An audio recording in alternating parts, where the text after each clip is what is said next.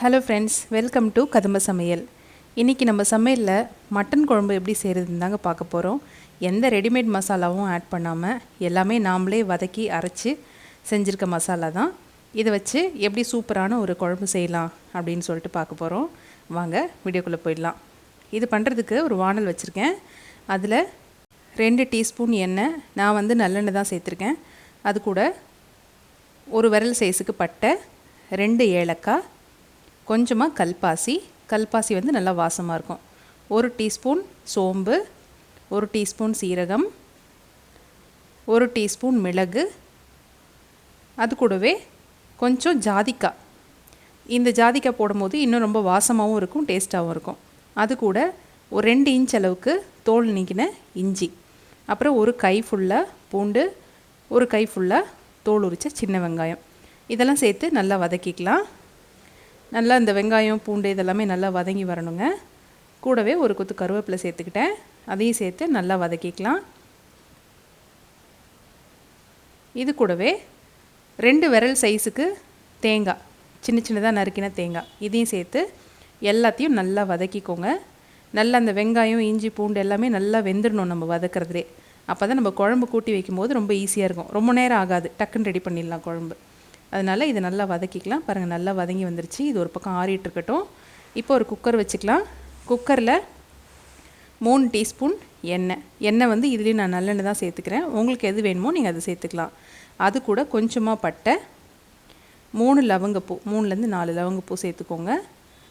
1 teaspoon சோம்பு, 1 teaspoon சீரகம், அது கூட 2 கொத்து கருவேப்பிலை, கூடவே 1 இன்ச் அளவுக்கு இஞ்சி, அப்புறம் ஒரு 10லேருந்து 15 போல் பூண்டு பல், இது 2த்தையும் எடுத்து நான் நசுக்கி போட்டிருக்கேன். இதில் நான் அரைக்கலை, அப்படியே ஒன்றும் பாதியமாக நசுக்கி போட்டிருக்கேன். இப்படி போடும்போது ரொம்ப நல்லாயிருக்கும் டேஸ்ட்டு, அதனால் இந்த மாதிரி போட்டிருக்கேன். இதை போட்டு நல்லா தாளிச்சிக்கலாம். இது கொஞ்சம் வதங்கி வந்ததுக்கப்புறமா இது கூடவே சின்ன வெங்காயமும் எடுத்து நான் உரலில் இடித்து தான் சேர்த்துருக்கேன். அதனால் சின்ன வெங்காயம் ஒரு 100 கிராம் எடுத்து நல்லா இடித்து அதையும் இதோட சேர்த்துக்கலாம். உங்கள்கிட்ட இடிக்கிறதுக்கு உரல் எதுவும் இல்லை அப்படின்னாக்கா நீங்கள் பொடி பொடியாக நறுக்கி கூட சேர்த்துக்கலாம், அதுவும் நல்லா தான் இருக்கும். இதையும் சேர்த்து நல்லா வதக்கிக்கலாம். இப்போ இது வதங்கிறதுக்காக கொஞ்சம் உப்பு சேர்த்துக்கலாம். கொஞ்சம் உப்பு சேர்த்து வதங்கும்போது இன்னும் கொஞ்சம் ஈஸியாக வதங்கி வந்துடும். இந்த குழம்புக்கு தேவையான அளவுக்கு உப்பு நான் சேர்த்து இதையும் நல்லா வதக்கிக்கலாங்க. இது நல்லா சுருண்டு வந்ததுக்கப்புறமா 2 பெரிய தக்காளி, நல்ல பழுத்த தக்காளியாக நான் எடுத்து கழுவிட்டு நல்லா பொடி பொடியாக நறுக்கி வச்சுருக்கேன். அதையும் இதோடு சேர்த்து நல்லா வதக்கிக்கலாம். பாருங்கள், வெங்காயம் நல்லா வெந்து வந்துருச்சு, நல்லா ப்ரௌன் கலர் ஆகிடுச்சு. அதனால் இப்போ இந்த தக்காளியும் சேர்த்து இதோடு நல்லா வதக்கிக்கலாம். தக்காளியும் நல்லா வெந்துடணும். தக்காளி வெங்காயம் இதெல்லாம் நல்லா வதங்கி இந்த நம்ம ஊற்றின எண்ணெய் தனியாக பிரிகிற அளவுக்கு நல்லா வதக்கிக்கலாங்க. அந்தளவுக்கு வதக்கிக்கோங்க. இப்போ பாருங்கள், நல்லா பாதி வதங்கிடுச்சு. இப்போது இன்னமும் நல்லா ஃபுல்லாகவே வதங்கிடுச்சு. பாருங்கள், நல்லா எண்ணெய் பிரிகிற அளவுக்கு சூப்பராக வதங்கி வந்துருச்சு. இந்த டைமில் நம்மளோட 1 கிலோ மட்டன் ஏற்கனவே எடுத்து கழுவி வச்சுருக்கோம். அந்த க்ளீன் பண்ண மட்டனை இதோடு சேர்த்துக்கலாம். சேர்த்து இது நல்லா ஒரு பரட்டிக்கலாம். கூட ஒரு 1/2 டீஸ்பூன் மஞ்சள் தூள் போட்டு நல்லா பரட்டிக்கோங்க. இந்த மசாலா மட்டன் இதெல்லாமே நல்லா சுருண்டு வரணும். நல்லா வதக்குங்க. வதக்கும் போதே இது அப்படியே நல்லா கொஞ்சம் உருண்டையாக ஆகிடும். மட்டன் இந்த மாதிரி கொஞ்சம் இதுவாக இல்லாமல் தனித்தனி பீஸ் மாதிரி நமக்கு நல்லா நம்ம வதக்கும் போது செய்கிறவங்களுக்கு நல்லா தெரியும். அந்தளவுக்கு ஆகிற அளவுக்கு ஒரு 2 நிமிஷத்துக்கு நல்லா பரட்டுங்க. வேணும்னா கை விட்டுட்டு கூட ஒரு நிமிஷம் விட்டுட்டு அப்புறம் திரும்ப பரட்டிக்கோங்க. இதெல்லாமே நல்லா மிக்ஸ் ஆகிற அளவுக்கு நல்லா பரட்டிக்கலாங்க. நல்லா பரட்டி விட்டதுக்கு அப்புறமா இதில் நம்மளோட மிளகாய்த்தூள் நான் வீட்டில் அரைச்ச மிளகாய்த்தூள் தான் சேர்த்துருக்கேன். நீங்கள் கடையில் வாங்குறது சேர்த்துக்கிறீங்க அப்படின்னாக்கா 1 டீஸ்பூன் மிளகாய்த்தூள், 2 டீஸ்பூன் மல்லித்தூள் சேர்த்துக்கலாம்.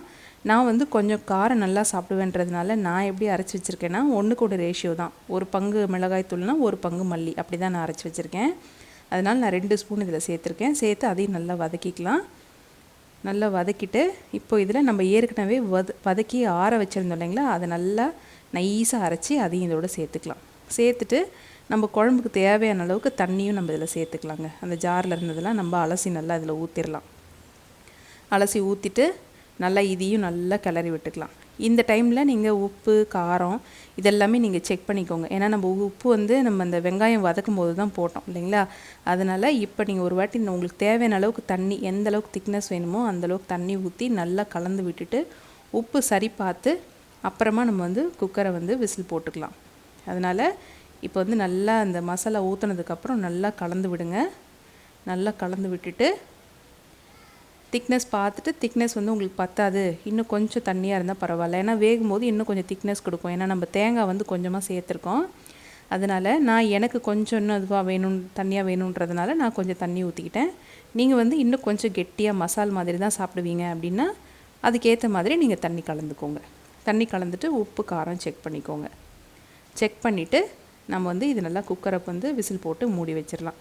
விசில் போட்டு மூடி வச்சுட்டு 6லேருந்து 7 விசில் போல் விடுங்க. ஏன்னா நம்ம மட்டன் தனியாக வேக வைக்காமல் டைரெக்டாக இதிலே சேர்த்துருக்கோம். அதனால் 6லேருந்து 7 விசில் போல் விட்டுட்டு அப்புறம் ஒரு 5 நிமிஷம் சிம்மில் வச்சு அடுப்பை ஆஃப் பண்ணிவிடுங்க. குக்கர் வந்து விசில் ஃபுல்லாக அடங்கினதுக்கப்புறம் ஓப்பன் பண்ணுங்கள். பாரு விசில் அடங்கிடுச்சு. நான் இப்போ ஓப்பன் பண்ணுறேன், எப்படி இருக்குன்னு பார்க்கலாம். சூப்பராக வெந்திருக்கு பாருங்கள். நல்லா அந்த எண்ணெயெல்லாம் பிரிஞ்சு வந்து அட்டகாசமாக ரெடி ஆகிடுச்சு நம்மளோட மட்டன் குழம்பு. உடனே சாப்பிடணும் போல் இருக்குது, பார்க்கவே ரொம்ப ஆசையாக இருக்குது. தெரியுதுங்களா, நல்லா அழகாக சூப்பராக வெந்து வந்திருக்கு. கரெக்டான பதத்தில் வெந்து வந்திருக்கு. எண்ணெயெல்லாம் பிரிஞ்சு நமக்கு ஒரு பச்சை ஸ்மெல் கூட எதுவுமே கிடையாது. பாருங்கள் சூப்பராக ரெடி ஆகிடுச்சு. அவ்வளோதாங்க நம்மளோட ஈஸியான மட்டன் குழம்பு. டக்குன்னு ரெடி பண்ணிடலாம். எல்லாமே வதக்கிறதுல தாங்க இருக்குது. வதக்கும் போதே நீங்கள் நல்லா வதக்கி சேர்த்துட்டிங்கன்னா இந்த குழம்புல பச்சை வாசனை அடிக்காது. டேஸ்ட்டு சூப்பராக தூக்கலாக இருக்கும். அவ்வளோதாங்க. இந்த ரெசிபி கண்டிப்பாக நீங்களும் வீட்டில் ட்ரை பண்ணி பாருங்கள். ட்ரை பண்ணிட்டு எப்படி இருக்குன்னு கமெண்ட் பண்ணுங்கள். கூடவே ஒரு லைக் கொடுத்துருங்க. இது வரைக்கும் இந்த சேனலுக்கு சப்ஸ்கிரைப் பண்ணாதவங்க சப்ஸ்கிரைப் பண்ணி பக்கத்தில் இருக்க பெல் பட்டனை ப்ரெஸ் பண்ணிக்கோங்க. இன்னொரு நல்ல ரெசிபியில் பார்க்கலாம். தேங்க்யூ.